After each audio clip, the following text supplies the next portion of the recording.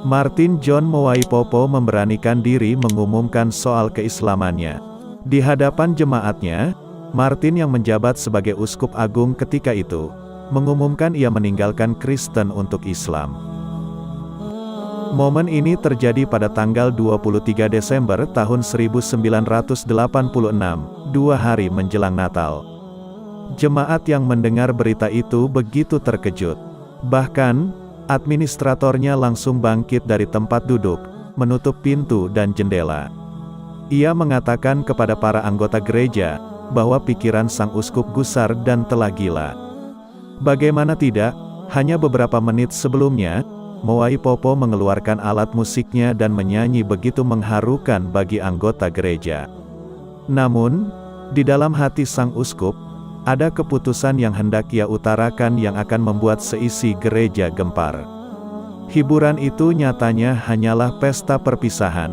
Reaksi jemaat sama mengejutkannya. Mereka bahkan memanggil polisi untuk membawa sang uskup yang disebut gila itu pergi. Mowaipopo ditahan di sel hingga tengah malam ketika Syekh Ahmed Syekh, orang yang mengakuinya masuk Islam, datang untuk menyelamatkannya. Kejadian itu hanyalah awal dari guncangan ringan baginya. Reporter Al-Qalam, Simpiwe Sesanti, berbicara kepada mantan uskup agung Lutheran kelahiran Tanzania tersebut. Setelah masuk Islam, Mowaipopo kemudian dikenal dengan nama Al-Hajj Abu Bakar John Mowaipopo. Sang penulis merasa terpancing keingintahuannya setelah diberitahu oleh saudara laki-laki asal Zimbabwe, Sufyan Sabelo, setelah ia mendengarkan ceramah Mowaipopo di Wyebank Islamic Center, Durban. Sufyan inilah yang menceritakan tentang Mowaipopo, yang tidak hanya memperoleh gelar badan master, tetapi juga doktor, di Divinity, namun kemudian beralih agama kepada Islam. Mowaipopo memperoleh diploma dalam administrasi gereja di Inggris dan gelar-gelar terakhir di Berlin, Jerman. Sebelum menjadi seorang Muslim, ia pernah menjadi sekretaris umum untuk Afrika Timur di Dewan Gereja-Gereja Dunia, yang meliputi Tanzania, Kenya, Uganda, Burundi, dan bagian-bagian dari Ethiopia dan Somalia.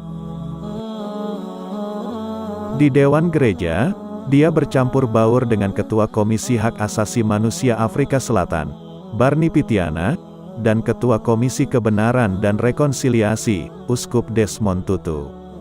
Sang penulis, Sesanti, kemudian menceritakan kisah kehidupan Mowaipopo, pria yang lahir 61 tahun yang lalu, tepatnya pada tanggal 22 Februari di Bukabo, sebuah wilayah yang berbatasan dengan Uganda.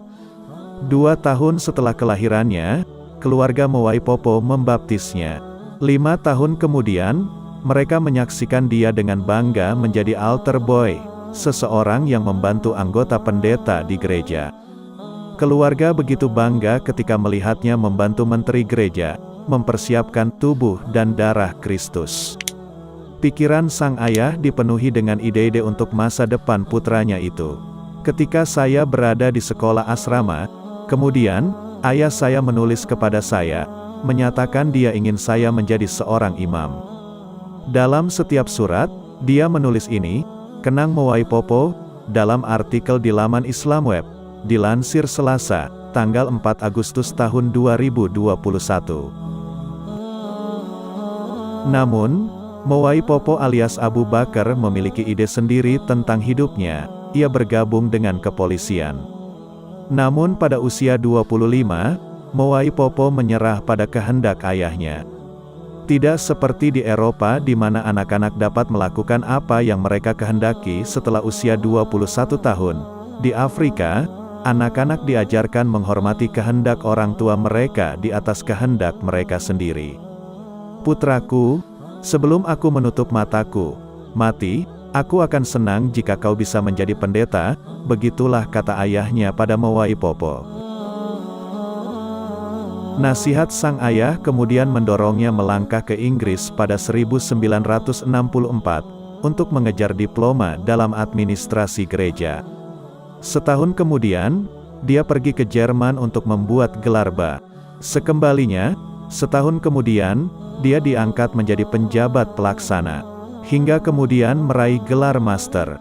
Pada saat mengambil gelar doktor, Moaipopo mulai mempertanyakan berbagai hal. Selama ini, saya hanya melakukan berbagai hal, tanpa bertanya.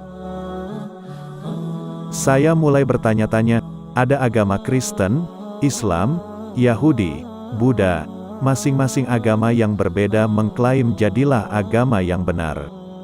Apa kebenarannya? Saya menginginkan kebenaran, ujarnya.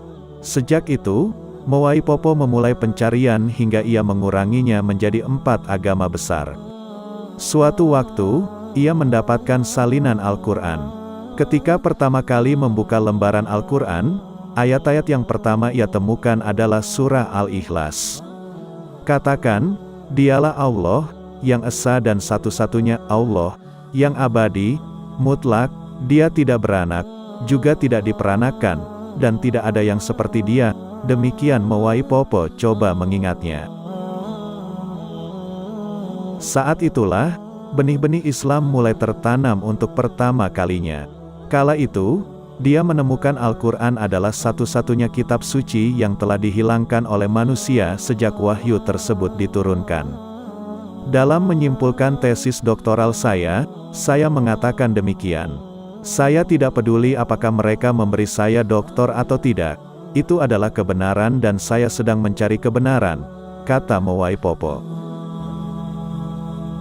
Dalam pikiran demikian, Moaipopo memanggil Profesor Van Burger. Kala itu, ia menutup pintu dan menatap mata sang profesor. Moaipopo lantas bertanya, mana yang benar dari semua agama di dunia? Sang profesor menjawab, Islam. Moaipopo lantas bertanya, kalau begitu, mengapa kamu bukan seorang Muslim? Profesor menjawab, pertama, saya membenci orang Arab, dan kedua, apakah Anda melihat semua kemewahan yang saya miliki? Apakah Anda pikir saya akan menyerahkan semuanya untuk Islam? Ketika saya memikirkan jawabannya, saya berpikir tentang situasi saya sendiri juga, kenang Moaipopo. Kala itu, yang terlintas dalam imajinasinya adalah misinya dan hartanya, seperti mobilnya. Dia berpikir dirinya tidak bisa memeluk Islam dan selama 1 tahun lamanya dia melupakannya. Namun kemudian, mimpi menghantuinya, ayat-ayat Al-Quran terus muncul, orang-orang berpakaian putih terus berdatangan, terutama pada hari Jumat, hingga dia tidak tahan lagi. Hingga akhirnya, pada tanggal 22 Desember tahun 1986, dia secara resmi memeluk Islam. Mimpi-mimpi itu yang membimbingnya untuk masuk Islam. Moaipopo meyakini bahwa mimpi bukan tahayul. Tidak, saya tidak percaya bahwa semua mimpi itu buruk.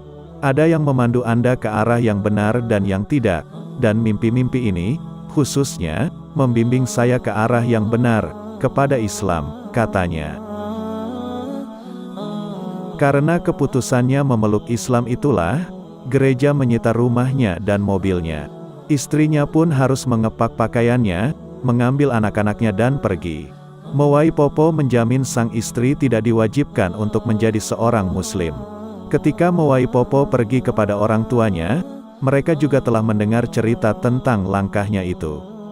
Kala itu, sang ayah justru memintanya mencela Islam. Sementara sang ibu mengatakan dia tidak ingin mendengar omong kosong dari Moaipopo. Namun begitu, Moaipopo mengungkapkan perasaannya bahwa dia telah memaafkan orang tuanya. Sebab, dia akhirnya bisa menemukan waktu untuk berdamai dengan ayahnya sebelum sang ayah meninggal. Mereka hanya orang tua yang tidak tahu. Mereka bahkan tidak bisa membaca Alkitab, yang mereka tahu hanyalah apa yang mereka dengar dari pendeta yang membaca, ungkapnya. Setelah meminta untuk menginap 1 malam, pada hari berikutnya, ia memulai perjalanannya ke tempat asal keluarganya, Kiela, di dekat perbatasan antara Tanzania dan Malawi. Orang tuanya telah menetap di Kilosa, Morogoro. Selama perjalanannya, dia terdampar di Busale di rumah satu keluarga yang menjual bir buatan rumah. Di sanalah ia bertemu calon istrinya, seorang biarawati Katolik, dengan nama Suster Gertrude Kibueya, yang sekarang dikenal sebagai Suster Zainab. Bersama biarawati itulah, Mowaipopo pergi ke Kiela. Di sana, ia bertemu lelaku tua yang memberinya tempat berteduh malam sebelumnya. Lelaki tua itu juga yang mengatakan kepadanya bahwa disitulah dia akan menemukan Muslim lainnya. Tetapi sebelum itu, pada pagi harinya Mowaipopo mengumandangkan azan, seruan sholat. Mendengar azan, penduduk desa keluar dari rumah masing-masing.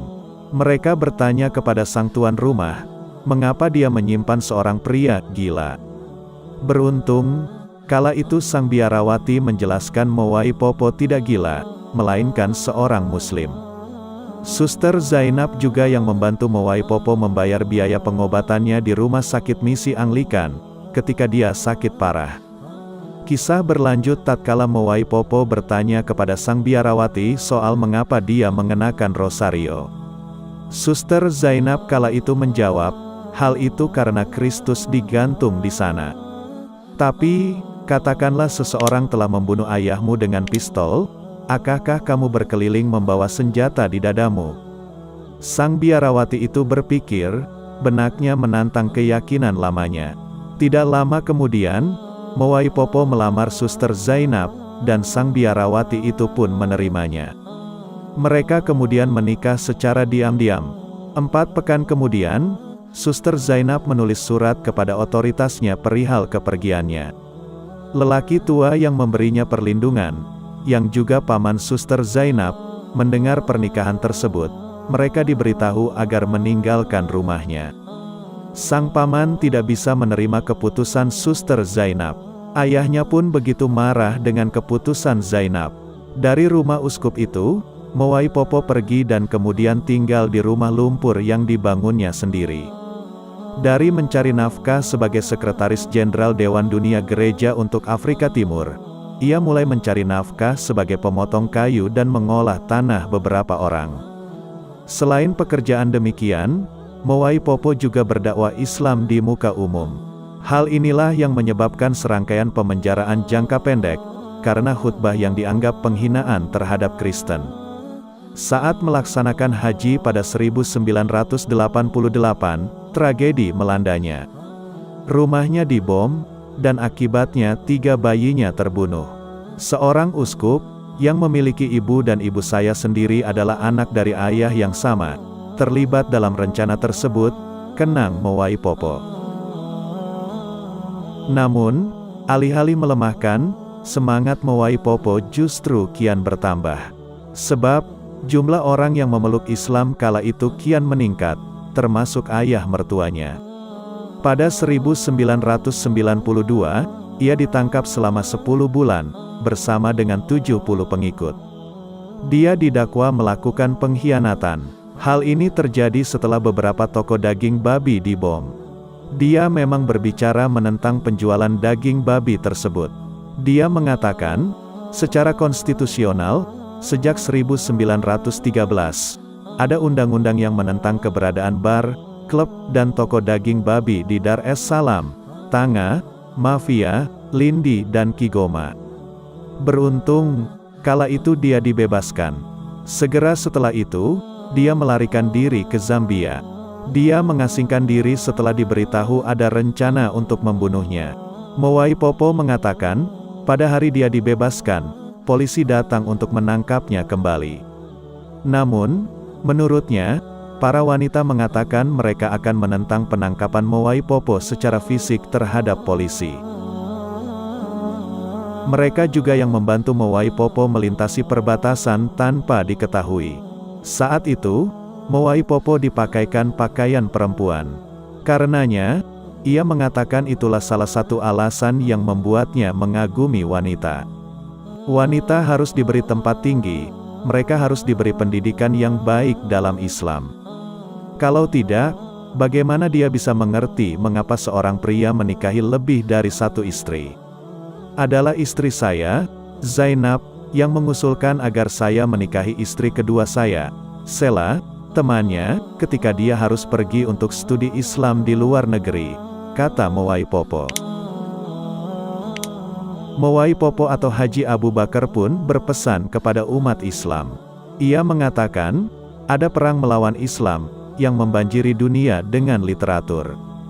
Saat ini, kata dia, umat Islam dibuat merasa malu untuk dianggap sebagai fundamentalis.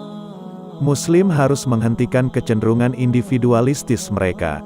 Mereka harus bersama, bersatu. Anda harus membela tetangga Anda jika Anda ingin selamat, katanya. Dalam pesannya, ia juga menyerukan umat Islam untuk berani. Ia lantas mengutip Ahmed Didat dari Pusat Dakwah Islam Internasional. Orang itu tidak terpelajar, tetapi lihat cara ia menyebarkan Islam, tambahnya.